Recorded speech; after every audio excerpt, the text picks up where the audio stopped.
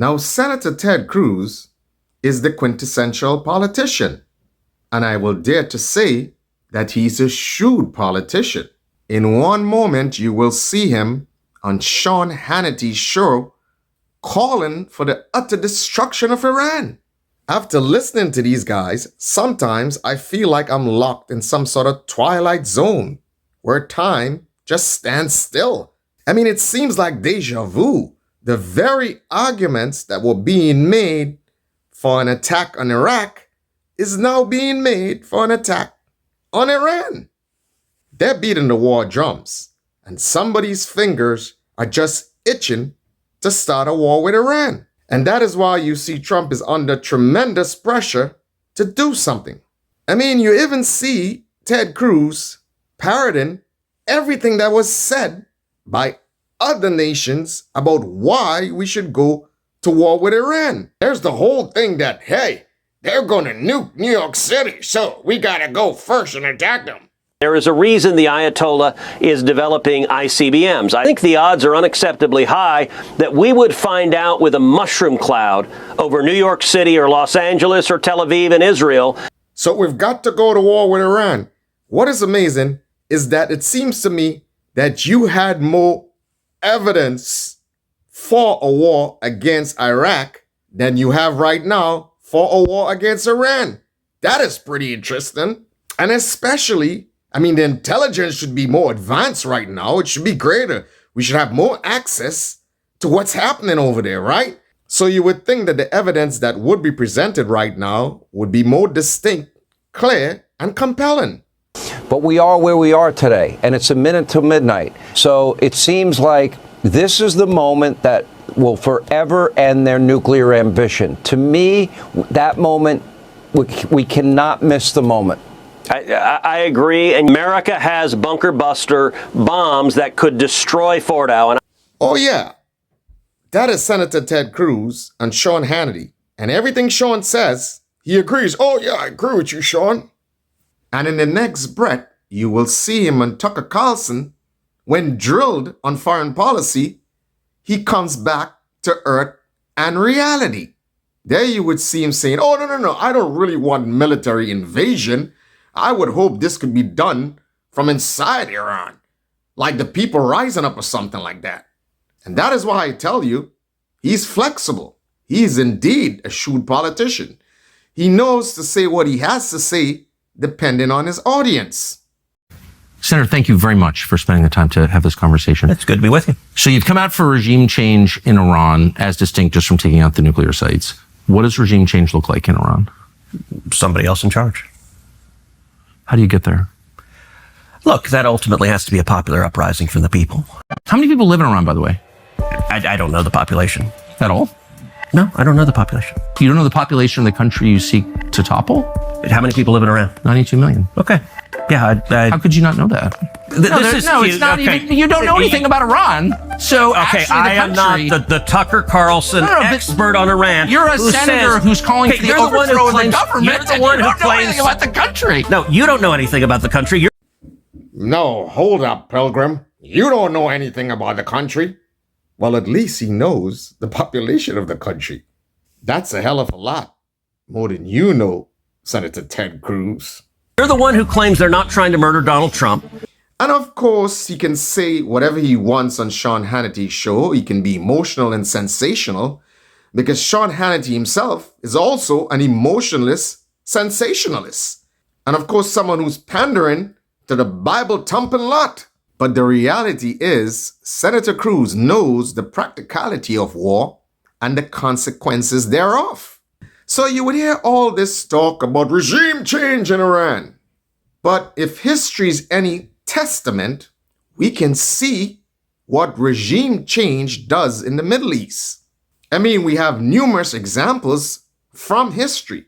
We can go as far back as Iraq, and we can see the consequences of regime change in Iraq. They were devastating for Iraq, for America, and it actually led us into a war in Afghanistan. It seems like regime change has a horrible track record.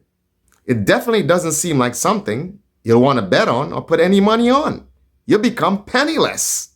Regime change in Iraq pretty much unraveled the Middle East. Some may say, well, it was already unraveling. Well, guess what? It unraveled it even more.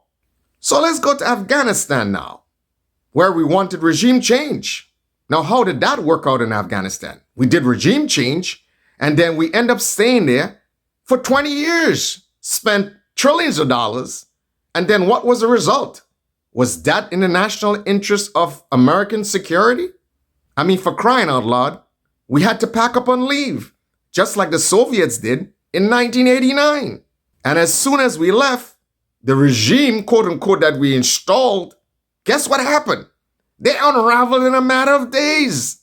And the very regime that we didn't want in power, which we ousted from power, was back in power in a matter of weeks. So much for regime change. So you could ask yourself, what did we achieve in Iraq and what did we achieve in Afghanistan? Because regime change in both these countries seemed to end up in more bloodshed, more cost to the taxpayers of America, and just chaos. But hey, that may actually be the strategy. The strategy may be, okay, get involved, cause chaos, get them to fight each other. So while they're fighting each other, I guess they'll have no time to be fighting America. Maybe that's the strategy. I mean, let's take a look at Libya. How did that work out? We had regime change in Libya. How did that work out? And of course, we had regime change in Syria. Well, I think that one is like a stock option. It hasn't matured yet. So only time will tell what rewards will be gained from the ouster of Assad. But again, if precedence and history is any testament, then guess what? The outlook is pretty gloomy. So now we're here in the Israel-Iran conflict. And there's that big talk about regime change in Iran. You know, and that's the reason why I like science. Because in science, you're either right or you're wrong. And there's a definitive, clear, logical, reasonable way to prove that you're right and you're wrong. And in science, there's severe consequences when you're wrong. And it doesn't take that long to figure out when you're wrong in science. I mean, your peers within a week will realize you don't know what you're talking about. But in the amazing world of economics and politics and intellectual discourse, there is hardly any right and wrong. And even when you're wrong, you can always rationalize why you were wrong. And there's hardly any consequences for being wrong.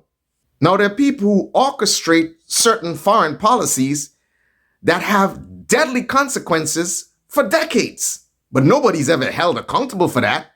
However, if a guy does something in science that goes terribly wrong, guess what? He is held accountable.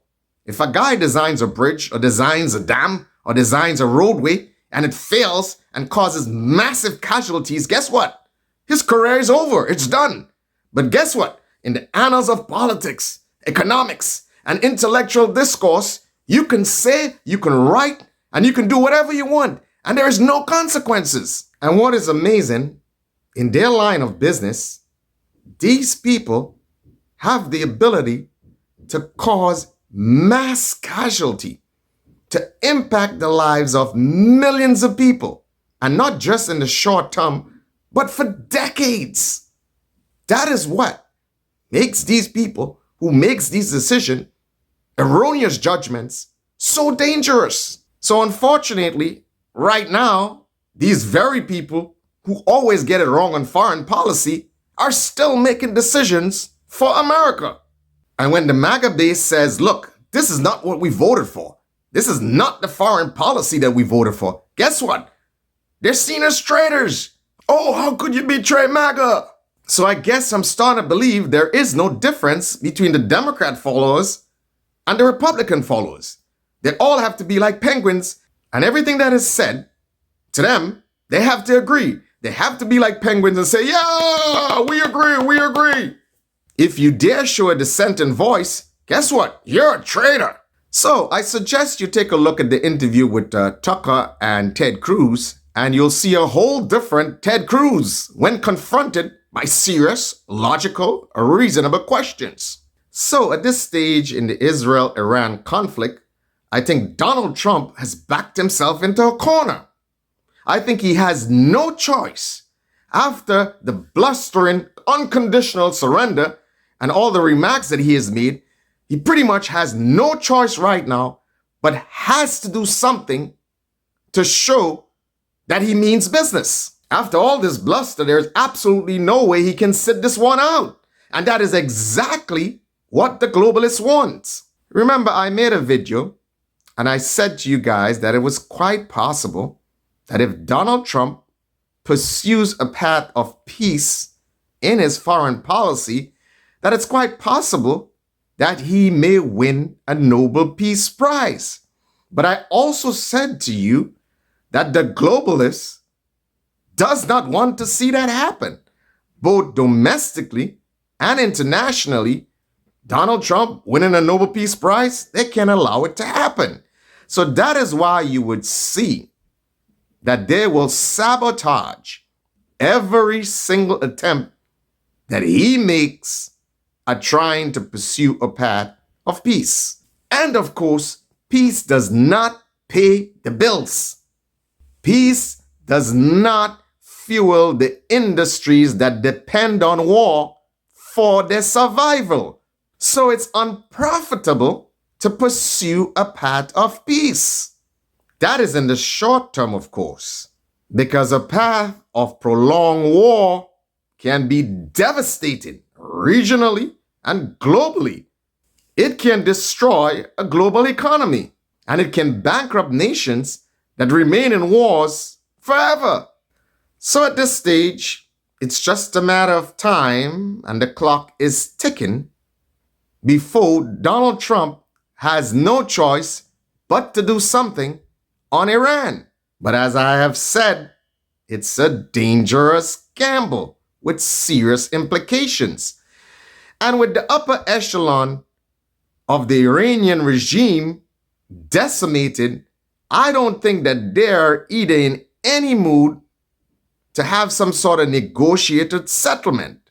And with the fierce response that Iran has made against Israel, I don't believe either that Israel is in any mood to negotiate or come to some sort of compromise. So this ends with something drastic happening. I will give it until Saturday, Sunday, and something is going to happen. I figure by Saturday or Sunday, something major is going to happen. And when that happens, all hell will break loose in the Middle East. One thing is for sure, with all these tough decisions to be made, I definitely would not want to be a Donald Trump right now.